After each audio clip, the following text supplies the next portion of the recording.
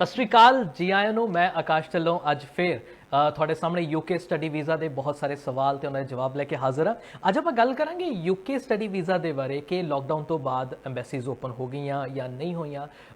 ਕਿਦਾਂ ਦਾ ਪ੍ਰੋਸੈਸ ਚੱਲ ਰਿਹਾ ਹੈ। ਤੁਸੀਂ ਅਗਰ ਇੰਡੀਆ ਦੇ ਵਿੱਚ ਪੜ੍ਹ ਰਹੇ ਹੋ ਜਾਂ ਪੜ੍ਹ ਚੁੱਕੇ ਹੋ, ਹਾਇਰ ਸਟੱਡੀਜ਼ ਦੇ ਲਈ ਤੁਸੀਂ ਯੂਕੇ ਦੇ ਵਿੱਚ ਜਾ ਕੇ ਸਟੱਡੀ ਕਰਨੀ ਹੈ ਤਾਂ ਕੀ ਪ੍ਰੋਸੈਸ ਹੋਏਗਾ। ਆਇਲਸ ਤੁਸੀਂ ਕੀਤੀ ਹੈ ਜਾਂ ਨਹੀਂ ਕੀਤੀ, ਬਿਨਾਂ ਆਇਲਸ ਦੇ ਕੀ ਪੋਸੀਬਿਲਿਟੀ ਹੈ ਯੂਕੇ ਦੇ ਸਟੱਡੀ ਵੀਜ਼ਾ ਦੀ, ਇਹ ਸਾਰੇ ਸਵਾਲਾਂ ਦੇ ਜਵਾਬ ਤੁਹਾਨੂੰ ਇੱਥੇ ਮਿਲਣਗੇ। ਇਹ ਸਾਰੇ ਹੀ ਸਵਾਲਾਂ ਦੇ ਜਵਾਬ ਦੇਣ ਵਾਸਤੇ ਸਾਡੇ ਨਾਲ ਨੇ ਮਿਸਿਸ ਹਰਮਨ ਕੰਗ, ਜੋ ਕਿ ਈ ਗੁਰੂ ਅਬਰੋਡ ਚੰਡੀਗੜ੍ਹ ਤੋਂ ਆਏ ਨੇ। ਹਰਮਨ ਜੀ, ਤੁਹਾਡਾ ਬਹੁਤ ਸਵਾਗਤ ਹੈ। Sat Sri Akal. Thank you so very much sir. Sat Sri ਅਕਾਲ ਸਾਰਿਆਂ ਨੂੰ। ਹਰਮਨ, ਸਵਾਲਾਂ ਦਾ ਸਿਲਸਿਲਾ ਸ਼ੁਰੂ ਕਰਦੇ ਹਾਂ। ਪਹਿਲਾ ਸਵਾਲ ਜਿਹੜਾ ਹੈ ਕਿ ਸਾਡੇ ਇੰਡੀਆ ਦੇ ਵਿੱਚ ਇੱਕ ਸਟੂਡੈਂਟ ਨੇ ਇੱਕ ਸਵਾਲ ਪੁੱਛਿਆ ਕਿ ਉਹਨਾਂ ਨੇ ਹੁਣੇ ਪਲੱਸ 2 ਕੀਤੀ ਹੈ, ਅਰਾਊਂਡ 12th ਦੇ ਵਿੱਚ ਉਹਨਾਂ ਦੇ 60% ਮਾਰਕਸ ਹੈਗੇ ਨੇ ਤੇ ਹੁਣ ਉਹ ਅੱਗੇ ਯੂਕੇ ਦੇ ਵਿੱਚ ਸਟੱਡੀ ਕਰਨਾ ਚਾਹੁੰਦੇ ਨੇ, ਤਾਂ ਕੀ ਪ੍ਰੋਸੈਸ ਹੈ, ਉਹਨਾਂ ਨੂੰ ਕਿੱਦਾਂ ਦੇ ਸਟੈਪਸ ਲੈਣੇ ਚਾਹੀਦੇ ਨੇ? ਜੇ ਉਹ ਯੂਕੇ ਦੇ ਵਿੱਚ ਸਟੱਡੀ ਕਰਨਾ ਚਾਹੁੰਦੇ ਨੇ, ਉਹਨਾਂ ਨੇ ਰੀਸੈਂਟਲੀ 12th ਕੀਤੀ ਹੈ ਵਿਦ 60 ਜਾਂ 65% ਮਾਰਕਸ, ਇੱਕ ਹੋਰ ਜਿਹੜਾ ਕੁਐਸਚਨ ਰਾਈਜ਼ ਹੁੰਦਾ ਹੈ ਕਿ ਕੀ ਉਹਨਾਂ ਨੇ ਆਇਲਸ ਦਾ ਐਗਜ਼ਾਮ ਦਿੱਤਾ ਹੈ, ਉਹਨਾਂ ਦੇ ਆਇਲਸ ਦੇ ਐਗਜ਼ਾਮ ਵਿੱਚ ਕਿੰਨੇ ਮਾਰਕਸ ਨੇ। ਜੇ ਉਹਨਾਂ ਦੇ ਆਇਲਸ ਵਿੱਚ 6 ਬੈਂਡਸ ਨੋ ਲੈਸ ਦੈਨ 5.5 ਹੈ ਤਾਂ ਉਹਨਾਂ ਨੂੰ ਯੂਕੇ ਵਿੱਚ ਕਿਸੇ ਵੀ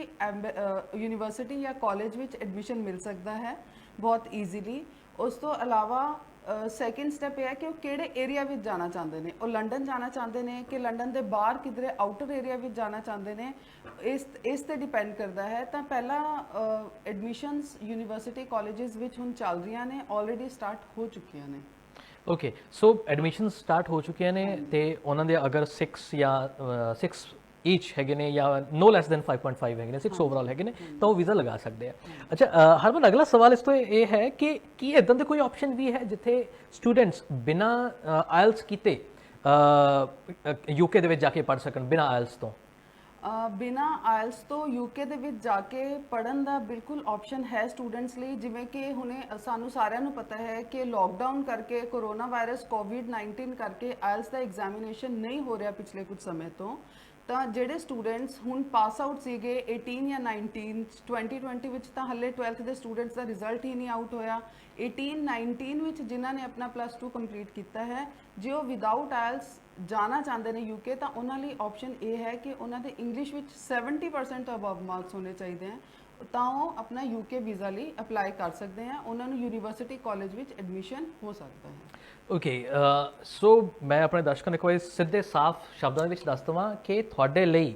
ਯੂਕੇ ਦੇ ਸਟੱਡੀ ਵੀਜ਼ਾ ਦੀ ਆਪਸ਼ਨ ਜ਼ਰੂਰ ਹੈ, ਉਹ ਵੀ ਬਿਨਾਂ ਆਇਲਸ ਦੇ, ਬਟ ਸ਼ਰਤ ਇਹ ਹੈ ਕਿ ਜੋ ਲਾਸਟ ਤੁਸੀਂ 12th ਦੀ ਸਟੱਡੀ ਕੀਤੀ ਹੈ ਉਹਦੇ ਵਿੱਚ ਤੁਹਾਡੇ ਘੱਟ ਤੋਂ ਘੱਟ 70% ਜਾਂ 70% ਤੋਂ ਜ਼ਿਆਦਾ ਇੰਗਲਿਸ਼ ਦੇ ਵਿੱਚ ਮਾਰਕਸ ਹੋਣੇ ਚਾਹੀਦੇ ਨੇ। ਸੋ ਇਹ ਖੁਸ਼ਖਬਰੀ ਉਹਨਾਂ ਬੱਚਿਆਂ ਦੇ ਲਈ ਜਿਨ੍ਹਾਂ ਦੇ ਇੰਗਲਿਸ਼ ਦੇ ਵਿੱਚ 70% ਤੋਂ ਜ਼ਿਆਦਾ ਮਾਰਕਸ ਆਏ ਨੇ। ਅੱਛਾ ਹਰਮਨ, ਜੋ ਅਗਲਾ ਸਵਾਲ ਹੈ, ਆਪਾਂ ਹੁਣੇ ਗੱਲ ਕੀਤੀ ਕਿ ਇਸ ਚੀਜ਼ 'ਤੇ ਵੀ ਬਹੁਤ ਡਿਪੈਂਡ ਕਰਦਾ ਹੈ ਕਿ ਉਹ ਲੰਡਨ ਜਾਂ ਕਿਸੇ ਹੋਰ ਆਊਟਰ ਏਰੀਆ ਦੇ ਵਿੱਚ ਯੂਕੇ ਜਾ ਕੇ ਪੜ੍ਹਨਾ ਚਾਹੁੰਦੇ ਨੇ, ਤਾਂ ਤੁਸੀਂ ਕੀ ਸਾਡੇ ਦਰਸ਼ਕਾਂ ਨੂੰ ਜ਼ਰਾ ਦੱਸੋਗੇ ਕਿ ਲੰਡਨ ਜਾਂ ਫਿਰ ਆਊਟਰ ਏਰੀਆ ਇੱਦਾਂ ਇਹਨਾਂ ਨਾਲ ਕੀ ਡਿਫਰੈਂਸ ਪੈਦਾ ਹੁੰਦਾ ਹੈ? ਕਿ ਮਤਲਬ ਅਗਰ ਕੋਈ ਲੰਡਨ ਪੜ੍ਹਨਾ ਚਾਹੁੰਦਾ ਹੈ ਤਾਂ ਕਿੱਦਾਂ ਦੀ ਉਹਨਾਂ ਦੀ ਸਟਰਗਲ ਹੋਏਗੀ ਜਾਣ ਵਾਸਤੇ, ਅਗਰ ਕੋਈ ਹੋਰ ਕਿਸੇ ਆਊਟਰ ਏਰੀਆ 'ਚ ਪੜ੍ਹਨਾ ਚਾਹੁੰਦਾ ਹੈ ਕੀ ਸਟਰਗਲ ਉਹਦੀ ਘੱਟ ਹੋਏਗੀ ਜਾਂ ਫਿਰ ਉਨੀ ਹੀ ਸਟਰਗਲ ਹੋਏਗੀ? ਕਿੰਨਾ ਕੁ ਡਿਫਰੈਂਸ ਹੈ ਦੋਨਾਂ ਦੇ ਵਿੱਚ? ਦੇਖੋ, ਜਿਹੜੇ ਵੀ ਏਰੀਆ 'ਚ ਤੁਸੀਂ ਜਾ ਕੇ ਰਹਿਣਾ ਚਾਹੁੰਦੇ ਹੋ, ਸਟਰਗਲ ਨਾਲੋਂ ਜ਼ਿਆਦਾ ਡਿਪੈਂਡ ਕਰਦਾ ਹੈ ਕਿ ਤੁਸੀਂ ਕਿਹੜਾ ਕੋਰਸ ਕਰਨਾ ਚਾਹੁੰਦੇ ਹੋ, ਤੁਹਾਡੇ ਮਾਈਂਡ 'ਚ ਕੋਈ ਪਰਟੀਕੂਲਰ ਯੂਨੀਵਰਸਿਟੀ ਹੈ, ਤੁਸੀਂ ਆਪਣੇ ਕਰੀਅਰ ਬਾਰੇ ਅੱਗੇ ਕੀ ਸੋਚਿਆ ਹੈ ਕਿ ਮੈਂ ਇਹ ਕੋਰਸ ਕਰਨ ਤੋਂ ਬਾਅਦ ਮੈਂ ਆਪਣੀ ਲਾਈਫ ਵਿੱਚ ਇਹ ਕਰੀਅਰ ਵਿੱਚ ਸੈਟਲ ਹੋਣਾ ਚਾਹੁੰਦਾ। ਰਹਿਣ ਦਾ ਕੋਈ ਡਿਫਰੈਂਸ ਨਹੀਂ ਹੈ, ਲੰਡਨ 'ਚ ਵੀ ਉਹੀ ਹੈ, ਲੰਡਨ ਤੋਂ ਬਾਹਰ ਵੀ ਉਹੀ ਹੈ। ਸਿਰਫ ਡਿਫਰੈਂਸ ਇਹੀ ਹੈ, ਲੰਡਨ ਤੋਂ ਬਾਹਰ ਕੁਝ ਯੂਨੀਵਰਸਿਟੀਜ਼ 70% ਤੋਂ ਘੱਟ ਇੰਗਲਿਸ਼ ਜੇ ਤੁਹਾਡੇ ਮਾਰਕਸ ਹੈਗੇ ਹੈ ਤਾਂ ਵੀ ਤੁਹਾਨੂੰ ਐਡਮਿਸ਼ਨਸ ਦੇ ਰਹੀਆਂ। ਸਿਰਫ ਇਹੀ ਫਰਕ ਹੈ ਲੰਡਨ ਦੇ ਆਊਟਰ ਜਿਹੜੀ ਯੂਨੀਵਰਸਿਟੀਜ਼ ਹੈ ਉਹਨਾਂ ਵਿੱਚ। ਓਕੇ, ਅੱਛਾ ਹਰਮਨ, ਬੜੀ ਦੇਰ ਤੋਂ ਇਸ ਗੱਲ ਦੀ ਡਿਸਕਸ਼ਨ ਸਾਡੇ ਸ਼ੋਅ 'ਤੇ ਹੁੰਦੀ ਆ ਰਹੀ ਹੈ। ਬਹੁਤ ਸਾਰੇ ਬੱਚਿਆਂ ਨੇ ਜਾਂ ਬਹੁਤ ਸਾਰੇ ਕੰਸਲਟੈਂਟਸ ਨੇ ਜਵਾਬ ਵੀ ਦਿੱਤਾ ਕਿ ਹੁਣ ਲੋਕਡਾਊਨ ਤੋਂ ਬਾਅਦ ਬਹੁਤ ਸਾਰੇ ਸਟੂਡੈਂਟਸ ਨੇ ਗੱਲ ਪੁੱਛੀ ਹੈ ਕਿ ਕੈਨੇਡਾ ਦਾ ਜਿਹੜਾ ਜਿਵੇਂ ਐਮਬੈਸੀ ਸੀਗੀ ਉਹ ਓਪਨ ਹੈ ਜਾਂ ਨਹੀਂ ਹੈ, ਕੰਮ ਕਰ ਰਿਹਾ ਕਿ ਨਹੀਂ ਕਰ ਰਹੇ। ਇਹੀ ਅਸੀਂ ਯੂਕੇ ਦੇ ਬਾਰੇ ਵੀ ਜਾਣਨਾ ਚਾਹਾਂਗੇ ਕਿ ਕੀ ਯੂਕੇ ਦੀ ਐਮਬੈਸੀ ਹੈ ਜਿਹੜੀ ਉਹ ਕੰਮ ਕਰ ਰਹੀ ਹੈ ਜਾਂ ਨਹੀਂ ਕਰ ਰਹੀ? VFS ਉਹਨਾਂ ਦਾ ਕੰਮ ਕਰ ਰਿਹਾ, ਵੀਜ਼ਾ ਫੈਸਿਲਿਟੇਸ਼ਨ ਸਰਵਿਸਿਜ਼ ਜੋ ਯੂਕੇ ਹੈ ਉਹ ਕੰਮ ਕਰ ਰਿਹਾ ਜਾਂ ਨਹੀਂ ਕਰ ਰਿਹਾ? ਆਕਾਸ਼ ਜੀ, ਮੈਂ ਦੱਸਣਾ ਚਾਹੂੰਗੀ ਤੁਹਾਨੂੰ ਕਿ ਯੂਕੇ ਦਾ ਜਿਹੜੀ ਐਮਬੈਸੀ ਹੈ ਤੇ VFS ਸੈਂਟਰ ਹੈ ਉਹ 6th ਆਫ ਜੁਲਾਈ ਤੋਂ ਓਪਨ ਹੋ ਚੁੱਕੇ ਨੇ। ਫਾਈਲ ਸਬਮਿਸ਼ਨ ਸਟਾਰਟ ਹੋ ਚੁੱਕੀ ਹੈ, ਪਰ ਹੱਲੇ ਫਿਲਹਾਲ ਜਿਨ੍ਹਾਂ ਨੇ ਲੋਕਡਾਊਨ ਤੋਂ ਪਹਿਲਾਂ ਅਪਲਾਈ ਆਲਰੇਡੀ ਕੀਤਾ ਹੋਇਆ ਸੀ, ਪਹਿਲਾਂ ਉਹਨਾਂ ਦੀਆਂ ਫਾਈਲਸ ਪ੍ਰੋਸੈਸ ਹੋਣਗੀਆਂ। ਸਪੋਜ਼ ਤੁਹਾਡਾ ਪਾਸਪੋਰਟ VFS ਸਟੈਂਪ ਲਈ ਵੀਜ਼ਾ ਸਟੈਂਪ ਲਈ ਪੈਂਡਿੰਗ ਸੀਗਾ ਤਾਂ ਉਹ ਤੁਹਾਨੂੰ ਬੁਲਾ ਕੇ ਜਾਂ ਕੁਰੀਅਰ ਦੇ ਰਾਹੀਂ ਤੁਹਾਨੂੰ ਕਲੈਕਸ਼ਨ ਕਰਵਾਉਣਗੇ। ਜਿਹੜੀਆਂ ਪੁਰਾਣੀਆਂ ਫਾਈਲ ਸੀਗੀਆਂ ਉਹਨਾਂ ਤੇ ਡਿਸੀਜਨਸ ਆਣਗੇ, ਪਰ ਨਵੀਆਂ ਫਾਈਲਸ ਵੀ ਐਮਬੈਸੀ VFS 'ਚ ਸਬਮਿਸ਼ਨ ਸਟਾਰਟ ਹੋ ਚੁੱਕੀ ਹੈ। ਦੂਜਾ ਮੈਂ ਤੁਹਾਨੂੰ ਇਹ ਦੱਸਣਾ ਚਾਹੂੰਗੀ, ਹੁਣੇ ਜਿਵੇਂ ਅਸੀਂ ਗੱਲ ਕਰ ਰਹੇ ਸੀਗੇ ਆਇਲਸ ਦੇ ਬਾਰੇ, ਆਇਲਸ ਸੈਂਟਰਸ ਵੀ ਆਲਮੋਸਟ 3 ਮੰਥਸ ਤੋਂ ਕਲੋਜ਼ਡ ਨੇ, ਆਇਲਸ ਦਾ ਐਗਜ਼ਾਮ ਨਹੀਂ ਹੋ ਪਾ ਰਿਹਾ। ਹੁਣੇ ਆਇਲਸ 27 ਜੂਨ ਨੂੰ ਆਇਲਸ ਦਾ ਪਹਿਲਾ ਐਗਜ਼ਾਮ ਲੋਕਡਾਊਨ ਤੋਂ ਬਾਅਦ ਜਿਹੜਾ ਫਰਸਟ ਐਗਜ਼ਾਮ ਆਇਲਸ ਦਾ ਹੋਇਆ ਉਹ 27 ਜੂਨ ਨੂੰ ਹੋਇਆ, ਤੇ ਉਹ ਉਹਨਾਂ ਸਟੂਡੈਂਟਸ ਦਾ ਹੋਇਆ ਜਿਨ੍ਹਾਂ ਨੇ 18 ਮਾਰਚ ਤੋਂ ਪਹਿਲਾਂ ਆਪਣੀ ਆਇਲਸ ਦੀ ਬੁਕਿੰਗ ਕਰਾਈ ਹੋਈ ਸੀ, ਪਰ ਇੱਕਦਮ ਲੋਕਡਾਊਨ ਹੋਣ ਕਾਰਨ ਉਹ ਆਇਲਸ ਦਾ ਐਗਜ਼ਾਮ ਨਹੀਂ ਦੇ ਪਾਏ। ਹੁਣ ਉਹਨਾਂ ਦੇ ਐਗਜ਼ਾਮੀਨੇਸ਼ਨ ਸਟਾਰਟ ਹੋ ਚੁੱਕੇ ਨੇ। ਦੂਜਾ ਜਿਹੜਾ ਆਇਲਸ ਦਾ ਇਸ ਟਾਈਮ ਤੋਂ ਸਭ ਤੋਂ ਵੱਡਾ ਕ੍ਰਾਈਸਿਸ ਇਹ ਹੈ ਕਿ ਆਇਲਸ ਲਈ ਜਦੋਂ ਇੱਕ ਸੈਂਟਰ ਤੇ ਐਗਜ਼ਾਮ ਹੁੰਦਾ ਹੈ ਤਾਂ ਆਲਮੋਸਟ 10,000 ਸਟੂਡੈਂਟਸ ਅਪੀਅਰ ਹੁੰਦੇ ਨੇ ਇੱਕ ਐਗਜ਼ਾਮ ਵਾਸਤੇ ਇੱਕ ਸੈਂਟਰ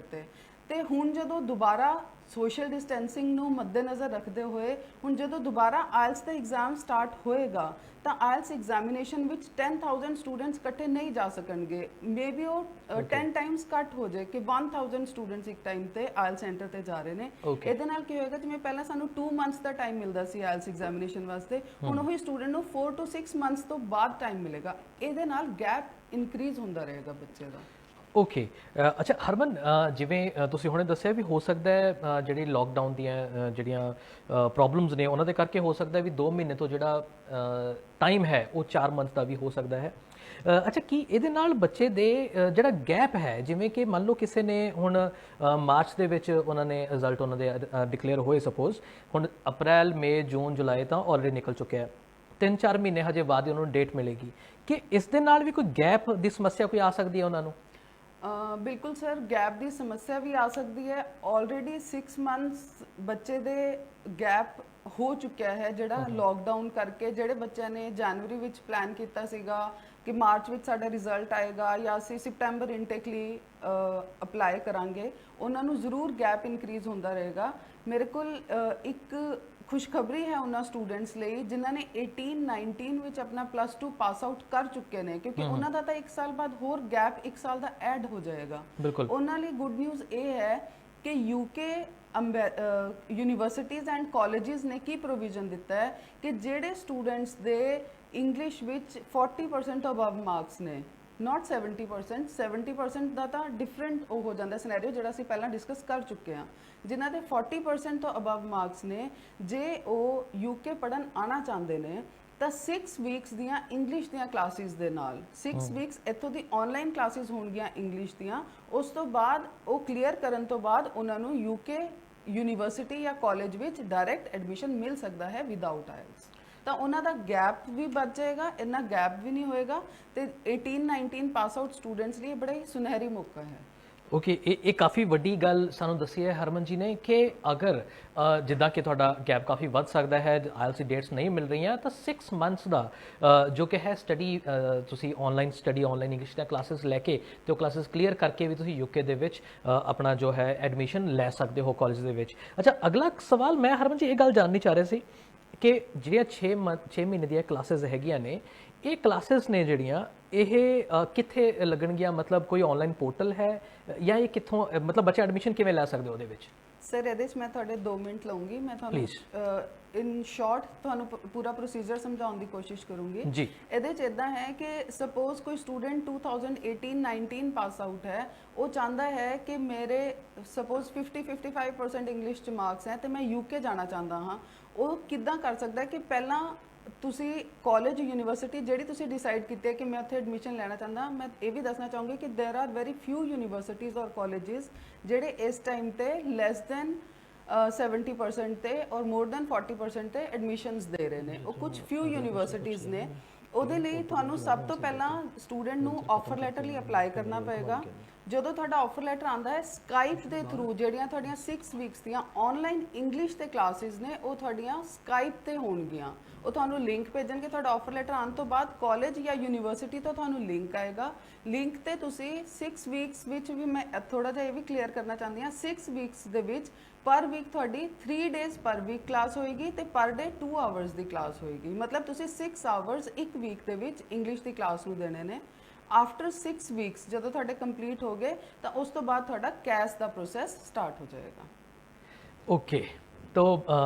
ਇਹ ਸਾਰੀ ਇਨਫੋਰਮੇਸ਼ਨ ਹਰਮਨ ਜੀ ਨੇ ਸਾਨੂੰ ਦਿੱਤੀ ਹੈ ਤੇ ਮੈਨੂੰ ਲੱਗਦਾ ਇਹ ਇੱਕ 골ਡਨ ਚਾਂਸ ਹੈ ਸਾਡੇ ਸਟੂਡੈਂਟਸ ਦੇ ਵਾਸਤੇ, ਜਿਨ੍ਹਾਂ ਨੇ 18 19 ਦੇ ਵਿੱਚ ਪਾਸ ਆਊਟ ਜਿਹੜੇ ਕਿ ਹੋਏ ਨੇ ਤੇ ਉਹਨਾਂ ਦਾ ਸਾਲ ਵੀ ਬਚ ਸਕਦਾ ਹੈ ਇਸ ਦੇ ਨਾਲ। ਸੋ ਇਸ ਗੱਲ ਦੇ ਉੱਤੇ ਜ਼ਰੂਰ ਗੌਰ ਕਰਿਓ। ਅੱਛਾ, ਮੇਰਾ ਅਗਲਾ ਸਵਾਲ ਹੈ ਹਰਮਨ ਜੀ ਤੁਹਾਡੇ ਤੋਂ ਕਿ ਕਿਹੜੇ ਕਿਹੜੇ ਯੂਨੀਵਰਸਿਟੀਜ਼ ਜਾਂ ਕਾਲਜਸ ਯੂਕੇ ਦੇ ਵਿੱਚ ਸਾਡੇ ਲਈ ਅਵੇਲੇਬਲ ਹੈਗੇ ਨੇ, ਕਿਹੜੇ ਕਿਹੜੇ ਸੈਸ਼ਨਸ ਅਵੇਲੇਬਲ ਹੈਗੇ ਨੇ, ਤੇ ਤੁਸੀਂ ਜਿਵੇਂ ਦੱਸਿਆ ਕਿ ਹੁਣ it is the right time to apply for the UK study visa, but ਇਹ ਯੂਨੀਵਰਸਿਟੀਜ਼ ਤੇ ਕਾਲਜਸ ਦੇ ਲਈ ਥੋੜਾ ਜਿਹਾ ਤੁਸੀਂ ਜ਼ਰੂਰ ਚਾਨਣਾ ਪਾਓ। ਯੂਨੀਵਰਸਿਟੀਜ਼ ਐਂਡ ਕਾਲਜਸ ਜਿਹੜੇ ਵੀ ਇਸ ਟਾਈਮ ਤੇ ਐਡਮਿਸ਼ਨ ਦੇ ਰਹੇ ਨੇ ਉਹਨਾਂ ਬਾਰੇ ਜਦੋਂ ਸਾਡੇ ਕੋਲ ਸਟੂਡੈਂਟ ਦਾ ਪ੍ਰੋਫਾਈਲ ਹੁੰਦਾ ਹੈ, ਯੂਨੀਵਰਸਿਟੀਜ਼ ਤਾਂ ਬਹੁਤ ਸਾਰੀਆਂ ਨੇ ਜਿਹੜੀ ਇਸ ਟਾਈਮ ਤੇ ਇਸ ਬੇਸ ਤੇ ਐਡਮਿਸ਼ਨਸ ਦੇ ਰਹੀਆਂ ਨੇ, ਪਰ ਸਟੂਡੈਂਟ ਦਾ ਪ੍ਰੋਫਾਈਲ ਦੇਖ ਕੇ ਕਿਹੜੀ ਯੂਨੀਵਰਸਿਟੀ ਦੇ ਵਿੱਚ ਉਹ ਜਾਣਾ ਚਾਹੁੰਦਾ ਹੈ ਅਸੀਂ ਉਦੋਂ ਹੀ ਡਿਸਾਈਡ ਕਰ ਸਕਦੇ ਹਾਂ ਕਿ ਬੱਚੇ ਦੀ ਐਲੀਜੀਬਿਲਿਟੀ ਕਿੱਥੇ ਦੀ ਬਣਦੀ ਹੈ। ਸੋ ਠੀਕ ਹੈ ਵੀ ਮਤਲਬ ਉਹਨਾਂ ਦੇ ਸਟੱਡੀ ਦੇ ਬੇਸਿਸ ਤੇ ਹੀ ਅਸੀਂ ਇਹ ਡਿਸਾਈਡ ਕਰਾਂਗੇ ਕਿ ਉਹਨਾਂ ਦੀ ਐਲੀਜੀਬਿਲਿਟੀ ਜਿਹੜੀ ਹੈ ਉਹ ਕਿੱਥੋਂ ਦੀ ਬਣਦੀ ਹੈ ਤੇ ਕਿੱਥੇ ਉਹ ਐਡਮਿਸ਼ਨ ਲੈਣਗੇ। ਅੱਛਾ, ਮੇਰਾ ਅਗਲਾ ਸਵਾਲ ਜੋ ਹੈ ਹਰਮਨ ਜੀ, ਜਦੋਂ ਇਥੋਂ ਇੱਕ ਸਟੂਡੈਂਟ ਨੇ ਯੂਕੇ ਸਟੱਡੀ ਵੀਜ਼ਾ ਅਪਲਾਈ ਕਰਨਾ ਹੈ ਤਾਂ ਕਿੰਨੇ ਕੁ ਉਹਨਾਂ ਨੂੰ ਫੰਡਸ ਦੀ ਲੋੜ ਪੈਂਦੀ ਹੈ ਜਾਂ ਫੀਸ ਕੀ ਹੈ? ਫੰਡਸ ਦੇ ਬਾਰੇ ਕੁਝ ਸਵਾਲ ਬੱਚਿਆਂ ਦੇ ਹੈਗੇ ਨੇ, ਮੈਂ ਚਾਹੁੰਦਾ ਤੁਸੀਂ ਇੱਕ ਵਾਰ ਦੇ ਵਿੱਚ ਹੀ ਇਹ ਥੋੜੀ ਜਿਹੀ ਇਨਫੋਰਮੇਸ਼ਨ ਕਲੀਅਰ ਕਰ ਦਿਵੋ। ਸਰ, ਇੱਕ ਫੰਡਸ ਬਾਰੇ ਮੈਂ ਤੁਹਾਨੂੰ ਗੱਲ ਕਲੀਅਰ ਇਹ ਕਰ ਦਿੰਦੀ ਹਾਂ ਕਿ ਜਦੋਂ ਵੀ ਅਸੀਂ ਕਿਸੇ ਵੀ ਕੰਟਰੀ ਦਾ ਅਪਲਾਈ ਕਰਦੇ ਹਾਂ, ਸਿਰਫ ਯੂਕੇ ਲਈ ਨਹੀਂ ਕਿਸੇ ਵੀ ਕੰਟਰੀ ਦਾ ਅਪਲਾਈ ਕਰਦੇ ਹਾਂ, ਤਾਂ ਫੰਡਸ ਦੀ ਰਿਕੁਆਇਰਮੈਂਟ ਇਹ ਹੁੰਦੀ ਹੈ ਕਿ ਸਟੂਡੈਂਟ ਲਈ ਕੰਪਲਸਰੀ ਹੈ 1 ਈਅਰ ਦੀ ਫੀਸ ਤੇ 1 ਈਅਰ ਲਿਵਿੰਗ ਐਕਸਪੈਂਸ ਸ਼ੋ ਕਰਨਾ ਕਿ ਮੇਰੇ ਕੋਲ 1 ਸਾਲ ਉੱਥੇ ਜਾ ਕੇ ਆਪਣੀ ਸਟੱਡੀ ਕੰਪਲੀਟ ਕਰਨ ਲਈ ਤੇ ਆਪਣਾ ਰਹਿਣ ਲਈ ਮੇਰੇ ਕੋਲ ਇੰਨੇ ਫੰਡਸ ਮੇਰੇ ਅਕਾਊਂਟ 'ਚ ਹੈਗੇ ਆ ਕਿ ਮੈਂ ਆਪਣੇ ਆਪ ਨੂੰ ਫਾਈਨੈਂਸ਼ੀਅਲੀ ਸਪੋਰਟ ਕਰ ਸਕਦਾ। ਉਹਦੇ ਲਈ ਜਿਵੇਂ ਹੁਣ ਅਸੀਂ ਗੱਲ ਕਰੀਏ ਯੂਕੇ ਦੀ ਤਾਂ ਤੁਹਾਨੂੰ ਨੀਅਰ ਅਬਾਊਟ 11,000 ਪਾਉਂਡਸ ਚਾਹੀਦੇ ਹੁੰਦੇ ਆ ਆਪਣਾ ਲਿਵਿੰਗ ਐਕਸਪੈਂਸ